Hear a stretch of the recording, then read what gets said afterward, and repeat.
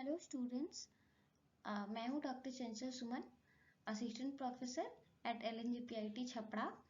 So today I will discuss the previous year question of artificial intelligence. These questions are taken from the AKU, Aryabhatta Knowledge University. So let's talk about the question paper pattern. So there are 9 questions which is given in the question, and you have to attempt only 5 questions. All these questions carry equal marks, in which question number 1 is compulsory, which have objectives, and you have to answer for 7 objective only out of 10. And question number 2 to 9 are subjective type question, which generally contains 2 questions. The full marks is of 70 marks, and you have to answer all the questions in 3 hours. Okay, so let's talk about the question number 1. So in question number 1, the question 1 is part of speech tagging determines. So therefore there are 4 options. Part of speech for each word dynamically as per meaning of the sentence. Part of speech word for each word dynamically as per sentence structure. All part of speech for a specific word given as input. All of these. So let's see what is pause tagging is. So pause tagging is used for leveling the words of a sentence with its corresponding part of speech tag. It is used for understanding the meaning of the sentence, and it is generally used during lexical analysis. So the commonly used tags are nouns, verbs, adverbs, adjectives, pronouns, conjunction, and their subcategories. Let's see an example. So the sentence is learn AI from Chanchal. So the tag sentence will be learn, which is a type of adjective, AI noun, from preposition, and Chanchal noun. So in this way the correct answer is B, part of speech for each word dynamically as per sentence structure. A cannot be the answer because it is as per meaning of the sentence. So since we understand meaning of the sentence using pause tagging, so this cannot be answer. And the third one is part of speech for a specific word. So this is also incorrect because we have to find the part of speech tag for each of the word. And the fourth one is all of these. So obviously option A is the correct answer.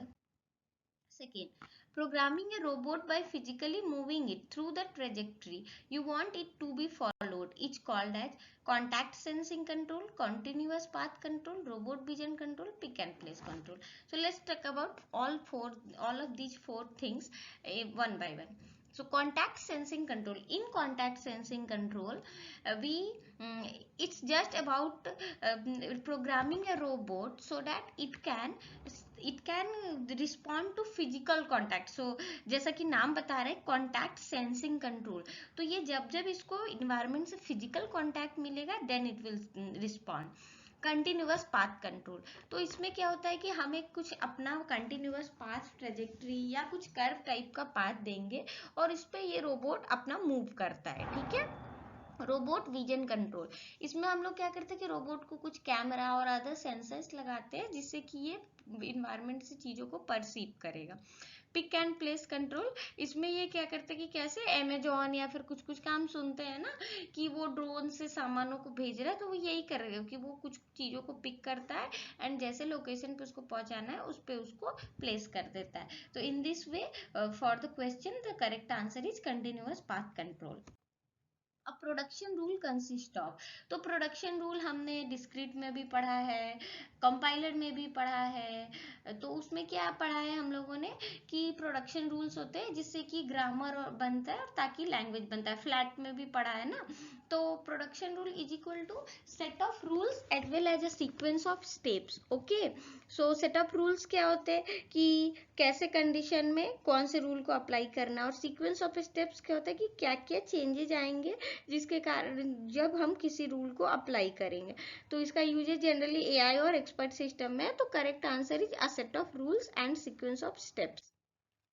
What is not represented by using propositional logic? So first order logic और propositional logic में हम लोग क्या करते हैं कि कुछ statements रहते हैं उसको grammar के form में लिखते हैं. ठीक है. तो object और relation, function, logical connectives ये सब propositional logic का part है. तो इसीलिए इसको explicitly दिखाने की जरूरत नहीं है. And that is why the correct answer is both objects and relations are represented by propositional logic. Which is not the property of representation of knowledge. तो हम क्या करते हैं कि एआई में हमको एजेंट्स को कुछ नॉलेज फीड करना है, तो उस नॉलेज को फीड करने के लिए क्या प्रॉपर्टी, एडिक्वेसी होना चाहिए, इन्फरेंसी इफिशियंसी और इन्फरेंशियल एडिक्वेसी, ये तीनों प्रॉपर्टी होने चाहिए। और रिप्रेजेंटेशनल वेरिफिकेशन नहीं होना चाहिए। क्यों? क्योंकि रिप्रेजेंटेशनल वेरिफिकेशन से क्या होता है कि उससे हम लोग वेरीफाई करते कि नॉलेज करेक्ट है कि नहीं, पर ये एक्चुअली प्रॉपर्टी नहीं है। प्रॉपर्टी बस representational verification, representational adequacy, inferential adequacy, inferential efficiency, मतलब ये लास्ट के तीनों ही प्रॉपर्टी है। ठीक है। Lifted inference rules finding substitutions that make different logical expressions look identical। तो इसमें हम क्या करते हैं कि ये यूनिफिकेशन में होता है। अभी ये जो चारों टर्म है ये समझते, तो एग्जिस्टेंशियल इंस्टेंटिएशन और यूनिवर्सल इंस्टेंटिएशन में क्या होता है कि ये सब इन्फर करने का कुछ रूल्स है। मॉडस पोनेंस भी डिडक्टिव रीजनिंग का ही पार्ट है। लेकिन यूनिफिकेशन क्या होता है कि जब हमारे पास डिफरेंट एक्सप्रेशंस होते हैं तो उनको जब हम आइडेंटिकल बनाना होता है ना, तो हम लोग क्या करते हैं कि जो भी कॉमन टर्म्स होते हैं उनको एक दूसरे से सब्स्टिट्यूट कर सकते हैं, and this is done in unification. So the correct answer is C. Autonomous question answering systems. तो ऑटोनोमस क्वेश्चन आंसरिंग सिस्टम क्या है? It is a type of expert system जिसको हम लोग यूज करते हैं कोई भी जनरल ह्यूमन लाइफ का प्रॉब्लम सॉल्व करने के लिए। ठीक है। तो इसका एग्जांपल है rule based expert system, decision tree based expert system, लेकिन और भी हो सकता है। कैसे? जैसे मान लो एसवीएम बेस्ड एक्सपर्ट सिस्टम हम बना दें, deep learning based expert system. तो इसीलिए क्या है कि एक्सपर्ट सिस्टम ओवरऑल एक टर्म है जिसमें सब कुछ आ रहा है, बट अगर हम ये दोनों कहें तो ये दोनों इसका टाइप्स है, तो इसीलिए इसका आंसर एक्सपर्ट सिस्टम होगा, ऑल ऑफ द अबव नहीं होगा। तीनों करेक्ट है, पर expert system is the most right answer, क्योंकि इसमें सभी इंक्लूड हो जा रहे हैं, इसीलिए correct answer is a. What are semantic networks? तो semantic networks it is a way of representing knowledge। तो इसमें क्या होता है कि हम लोग नॉलेज में बहुत सारा ये रहता है ना, dependency, like dog is an animal, it has 4 feets, cow is also animal, it has 4 feats.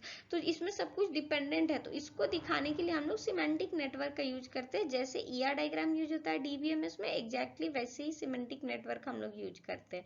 ठीक है। तो इसमें क्या है, it is a way of representing knowledge। There exist two ways to infer using semantic networks। तो semantic networks से कुछ भी कंक्लूजन निकालने के लिए दो वे होते हैं, inheritance search and intersection search.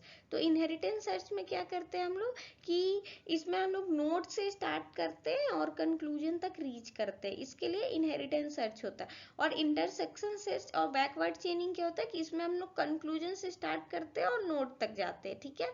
तो इसलिए the correct answer is true, because ये दोनों ही वे है इन्फर करने का, लेकिन कोई एक ही को चुनना है तो yes, there it is true that there exist two ways to infer using semantic networks.